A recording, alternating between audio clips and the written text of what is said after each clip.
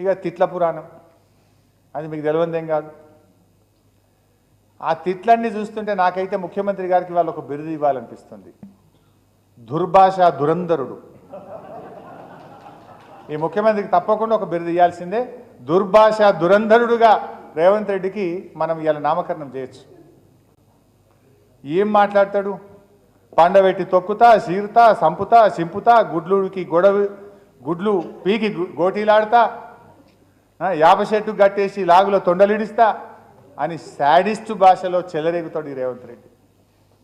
బుల్డోజర్తో తొక్కిస్తా, మానవ బాంబులై చంపిస్తా అని టెర్రరిస్టులా రెచ్చిపోతాడు రేవంత్ రెడ్డి. నా కొడుకల్లారా ఒక్కొక్కరిని పండబెట్టి తొక్కుతా, పేగులు తీసి మెడలేసుకొని ఊగుతా అని ఉన్మాదిలాగా వాగుతాడు రేవంత్ రెడ్డి. బాడీ షేమింగ్కు బ్రాండ్ అంబాసిడర్ ముఖ్యమంత్రి.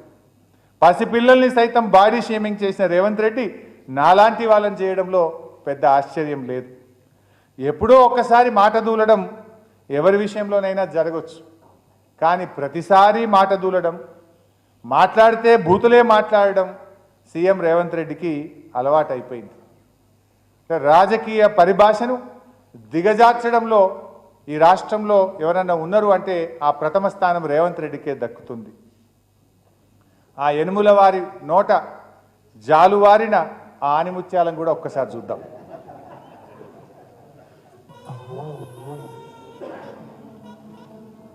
మా కార్యకర్తలు వాళ్ళని పట్టుకొని యాప చెట్టు కట్టేసి లాగుల తొండలిచ్చి కొడతారని చెప్పి నడి బజార్లో ఉరి తీయాలన్నా, 100 మీటర్ల గోతి తీసి పాతి పెట్టాలన్నా ముడ్డు మీద దంపాక బయటికి పోయారు.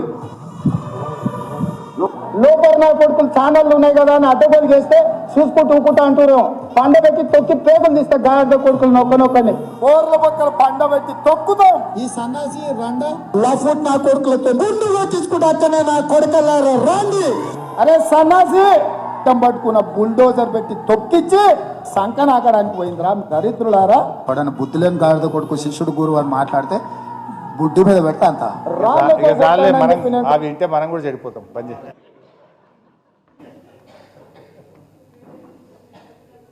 చిన్నపిల్లలు చూడగలరు అంటుంది అక్క. ఈ వీడియో రిలీజ్ చేస్తే చిన్నపిల్లలు చూడగలరు వద్దంటుంది.